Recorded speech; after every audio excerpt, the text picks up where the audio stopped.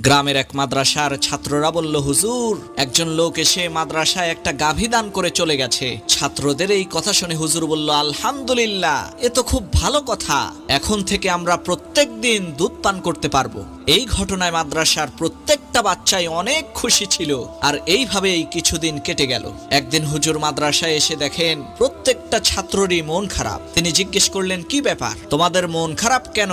তখন ছাত্ররা বলল, হুজুর, ওই লোকটা আবার ফিরে এসে তার গাভীটাকে নিয়ে গেছে। ছাত্রদের এই কথায় হুজুর ভাবখানা এমন করলেন যেন কিছুই ঘটেনি, উল্টো খুশি হলেন। তখন একজন ছাত্র বলে উঠল, হুজুর, ওই লোকটা যখন গাভীটাকে দিয়ে গেল তখনও আপনি খুশি, এখন নিয়ে গেছে এখনো খুশি, কাহিনী বুঝলাম না। তখন সেই হুজুর হেসে বলল, আরে বাবা, এখন থেকে আমাদের আর গোবর পরিষ্কার করতে হবে না। ঠিক এই হুজুরের মতোই দুঃখের মধ্যে লুকিয়ে থাকা সুখটাকে খুঁজে বের করতে পারলেই দুনিয়ার কোনো জিনিস আপনার খুশি